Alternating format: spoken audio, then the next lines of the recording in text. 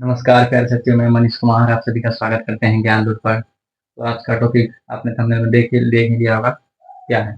Trigonometry. Trigonometry आज पढ़ेंगे। जो बिहार पुलिस में 10th क्लास में इसका वेटेज अधिक रहता है, 25% मिनिमम रहता है। मैक्सिमम इसका वेटेज गया है 40%। 40% तक इसका वेटेज गया है। तो आज उसी पर चर्चा करेंगे, ट्रिगोनोमेट्री। तो ये पढ़ते हैं ट्रिगोनोमेट्री। ट्री ट्री मीन्स होता है तीन, गोनो मीन्स होता है भुजा, और मेट्री मीन्स होता है मेजर, जिसको मापन बोलते हैं। मापन। तो ट्रिगोनोमेट्री मतलब हुआ तीनों भुजाओं का मापन। तीनों भुजाओं का मापन, इसी को बोलते हैं हम ट्रिगोनोमेट्री। तीनों भुजाओं का मापन, तो क्या होना? ट्रिगोनोमेट्री। तो ट्रिगोनोमेट्री पढ़ते हैं आगे। जैसे फादर, मैथमेटिक्स का पिता किसे कहा जाता है? Father of mathematics. Father of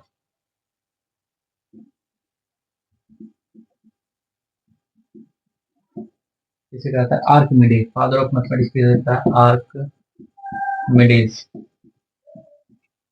और फादर ऑफ मैथमेटिक्स किसे कहा गया? आर्किमिडीज। लेकिन father of trigonometry, father of trigonometry किसे कहा जाता है? हिप्पार्कस। किसे? Fathers of trigonometry, Hipparchus. Hipparchus Hipparchus किसे? हिप्पार्कस। और इसमें योगदान भी अलग अलग लोगों का योगदान रहा है ट्रिगोनोमेट्री में। किन किन लोगों का योगदान रहा है? थेल्स, पाइथागोरस और आर्यभट्ट। इनका थेल्स, पाइथागोरस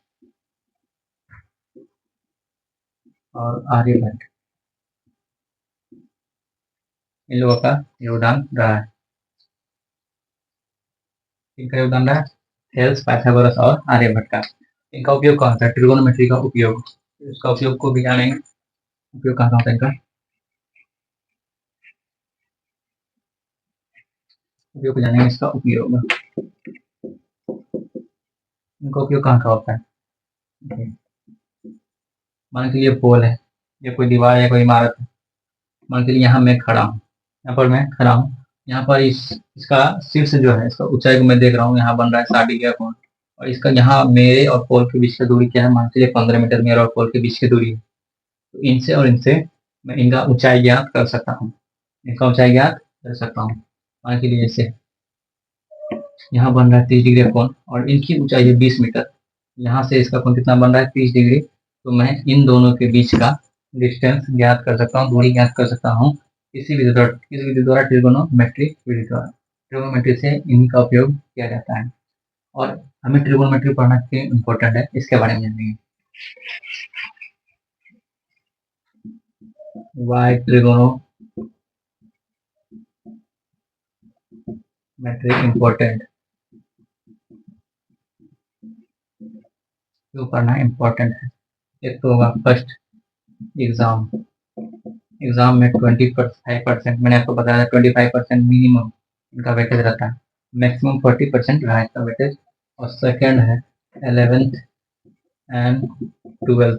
11th और 12th में भी इसका काम आता है, पढ़ा भी जाता है 11th और 12th में। और थर्ड है कॉम्पिटेटिव। कॉम्पिटेटिव कॉम्पिटेटिव एग्जाम में इसका पूछा जाता है। इसलिए हमें ट्रिग्नोमेट्री अच्छी तरीका से बेसिक से जान लेना चाहिए। आगे पढ़ेंगे साइड रेशियो। जो इसको त्रिकोणमिति को कितनी निष्पत्तियां होती है, कितने तरीकों से इसको लिखा जा सकता है। तो पढ़ेंगे साइड रेशियो। साइड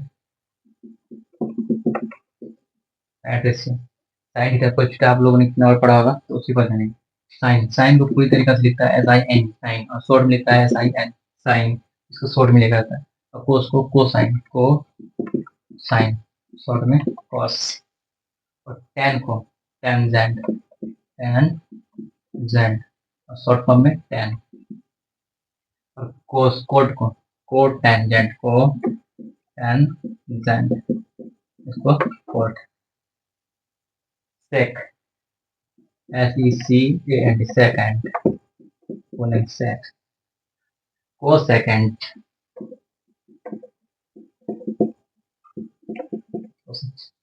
सेकेंड नहीं, सेकेंड अलग होता है, सेकेंड है and, sec.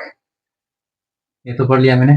Short form cos, sign, cos, tan, cot, सेक और कोसेक। कितना मतलब 6 निष्पत्तियां होती है। साइड रेशियो, भुजा, जिसको साइड को क्या बोलते हैं, भुजा, भुजा का अनुपात, साइड रेशियो, भुजा का अनुपात।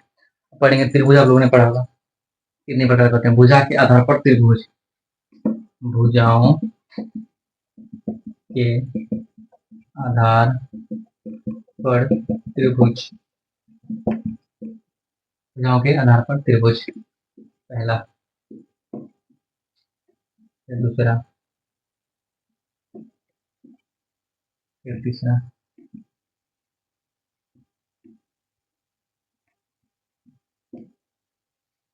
इसकी सभी भुजा बराबर है। सभी भुजा क्या है, बराबर है। तो इसको क्या बोलेंगे, समबाहु त्रिभुज। क्या बोलेंगे, समबाहु त्रिभुज। इसकी दो भुजा बराबर है, इसकी दो भुजा क्या है, बराबर है, जिसको बोलेंगे समद्विबाहु त्रिभुज, समद्विबाहु त्रिभुज। और इसके बोलेंगे, इसका कोई भुजा बराबर है नहीं ना, विषम बाहु त्रिभुज। क्या बोलेंगे, विषम बाहु त्रिभुज, विषम बाहु त्रिभुज। इसको आप लोग नोट भी कीजिएगा। और अगर वीडियो अच्छा लग रहा है तो शेयर, लाइक एंड सब्सक्राइब जरूर कीजिएगा। तो भुजाओं के आधार पर त्रिभुज को मिनिमम में 3 प्रकार से पढ़ते हैं, समबाहु त्रिभुज, समद्विबाहु त्रिभुज और विषम बाहु त्रिभुज। आगे पढ़ते हैं। भुजा के आधार पर पढ़ लिया। कोण के आधार पर त्रिभुज कितने प्रकार के होते हैं, कोण के आधार पर भी ज्यादा होते हैं, 3 प्रकार के। कोण के आधार पर, कोण के आधार पर त्रिभुज,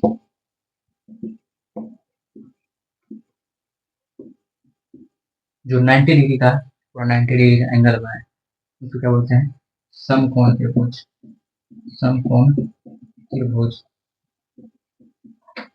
जो 90 डिग्री से कम, 90 डिग्री से कम का बना उसे बोलते हैं न्यून कोण त्रिभुज। क्या बोलते हैं, न्यून कोण त्रिभुज, न्यून कोण त्रिभुज। जो 90 डिग्री से अधिक, अधिक क्या बोलते हैं, अधिक कोण, क्या बोलते हैं, अधिक कोण। तो कितने टाइप का मैंने त्रिभुज पढ़ा, भुजा के आधार पर 3 प्रकार के, और कोण के आधार पर भी 3 प्रकार का। लेकिन हमें पढ़ना है ज्यादातर जो काम है ट्रिगोनोमेट्री में एक ही, वो है समकोण त्रिभुज, 90 डिग्री का कोण, पूरा जो 90 डिग्री का एंगल बनाया वही त्रिभुज में इसमें ज्यादा पढ़ना पड़ेगा।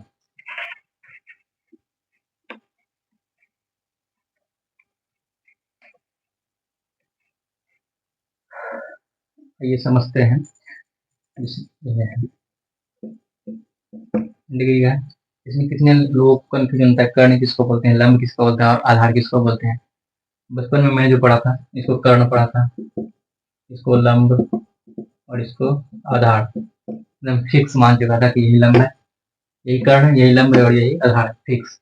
जो इसमें फिक्स नहीं होता है, लंब और आधार तो डेफिनेटली फिक्स होता ही नहीं है। कर्ण, कर्ण भले फिक्स होता है एक कर्ण, लेकिन लंब और आधार फिक्स नहीं होता है। 90 डिग्री के सामने, जो 90 डिग्री के सामने जो भुजा बनती है उसे हमेशा कर्ण कहते हैं, जो कर्ण नहीं होता है। सबसे बड़ी भुजा कर्ण होता है, सबसे बड़ी भुजा क्या होता है, कर्ण। इसको एच से डिफाइन करते हैं, हाइपोटेन्स। और जिस कोण को सापेक्ष, जिधर थीटा दर्शाएंगे, अगर इधर थीटा दर्शाएं, इसके सापेक्ष कौन सा भुजा है, ये कौन सा भुजा है, ये, तो ये होगा लंब। क्या होगा, लंब। क्या होगा, लंब। इसको परपेंडिकुलर बोलते हैं। अगर इस थीटा को मिटा के इधर कर दिए, ए के साथ, कोई पूछेगा ए के सापेक्ष लंब कौन सा है, तो ये हो जाएगा लंब, और जो बचेगा ये हो जाएगा आधार। बात समझ में आई। तो इसी तरीका से डिफाइन होता है कर्ण, लंब और आधार। तो 90 डिग्री है, 90 डिग्री, इसके सामने क्या बनेगा, कर्ण। क्या बनेगा, कर्ण, जिसको एच बोलते हैं। और ये थीटा है, इसके सामने क्या बनेगा, लंब। और ये बनेगा आधार, बेस। आधार को क्या बोलते हैं, बेस। इसी पर आगे का हिसाब बनेगा। तो समझ में आया। सबसे बड़ी भुजा, सबसे बड़ी भुजा कौन होता है, एच। छोटी में, छोटी भुजा, छोटी भुजा, इन दोनों में पी और बी दोनों आ जाता है, लंब और आधार दोनों आता है। इसका फॉर्मूला भी है, एच स्क्वायर बराबर पी का स्क्वायर प्लस बी का स्क्वायर। इसी को बोलते हैं पाइथागोरस प्रमेय।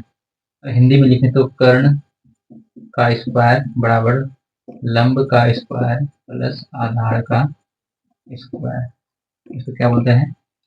पाइथागोरस प्रमेय बोलते हैं, पाइथागोरस प्रमेय। इसी नियम से आगे का ट्रिग्नोमेट्री का जो मैथ है चलेगा।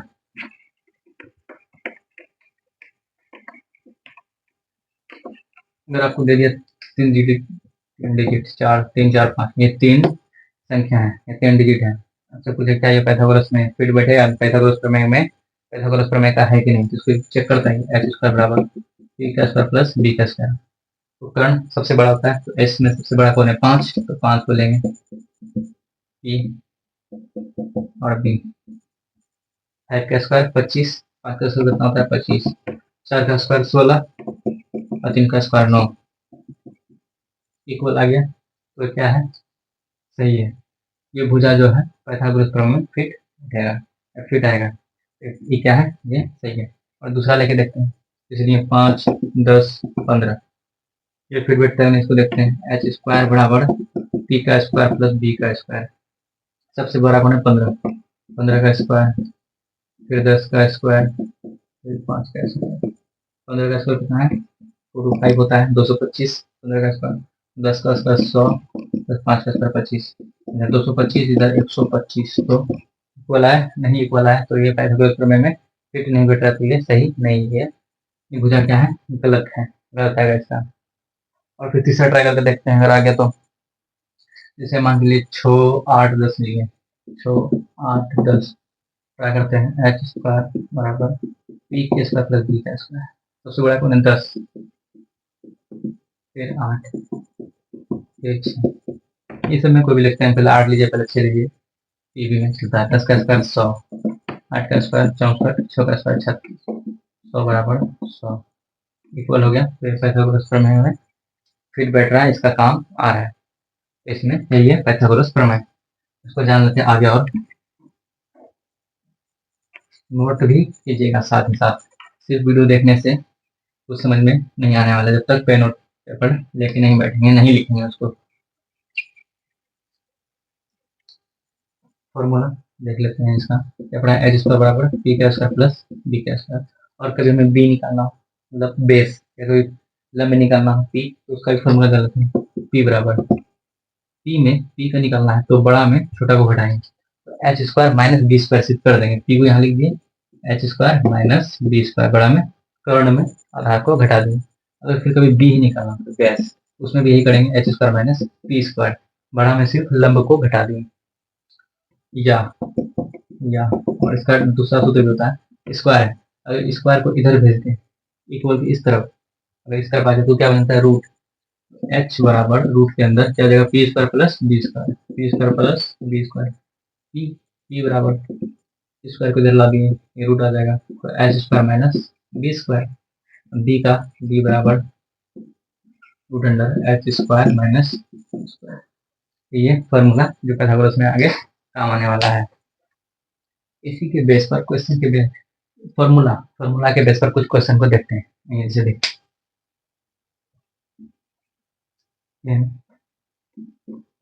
एबीसी, पी का मान दे दिए 4 और बी का मान 3।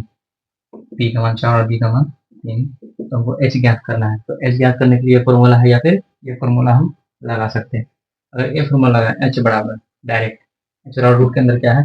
पी का स्क्वायर प्लस बी का स्क्वायर, पी का स्क्वायर प्लस बी का स्क्वायर। तो पी का है? पी 4 है, तो रूट के अंदर 4 का स्क्वायर प्लस बी कितना है? 3, 3 का स्क्वायर। रूट के अंदर 4 जब 16, 3 या 9 25, तो बाहर कितना है? 5। बाहर कितना है? 5, तो एच का मान कितना निकला? 5। दूसरा भी देखते हैं। मान लीजिए तो मिटाने दीजिए।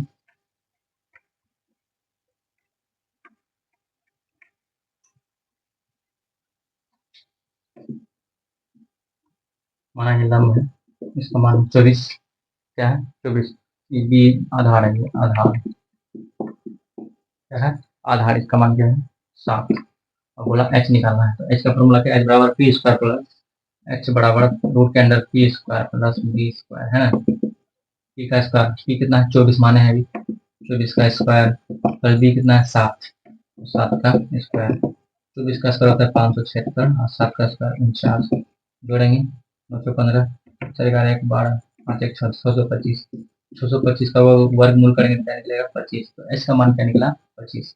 इसी विधि द्वारा हम किसी क्वेश्चन को हल कर सकते हैं। और किसी को रूट में या स्क्वायर में दिक्कत होता है तो उसके लिए बेसिक जानना जरूरी होता है। कुछ बेसिक हम बता भी देते हैं, जैसे 2 का स्क्वायर क्या है, 2 का स्क्वायर तो सभी जानता है कितना 4 होता है। रूट के अंदर 4 निकला, बाहर क्या होगा 2, बाहर कितना इसके अंदर होगा 2। और 3 का स्क्वायर क्या होता है 3 गुना 3 क्या होता है 9, क्या होता है 9। अगर रूट के अंदर में 9 रहे तो बाहर क्या निकलेगा 3, 3 क्या 9 होता है। अगर 4 का स्क्वायर क्या होता है 16, अगर रूट के अंदर कहीं 16 है तो बाहर क्या आएगा 4 ही बाहर आएगा। और जैसे कहीं दिखाते हैं, और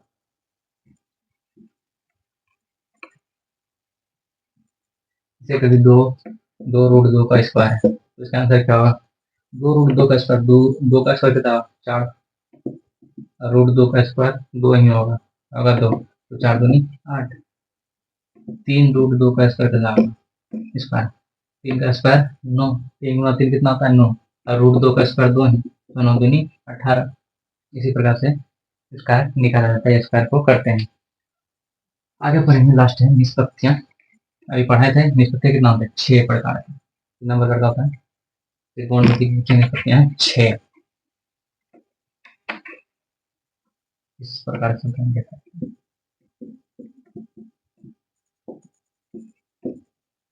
पी बी एच इसको कितना प्रकार से लिख सकते हैं, कितने प्रकार से व्यक्त कर सकते हैं निष्पत्तियां।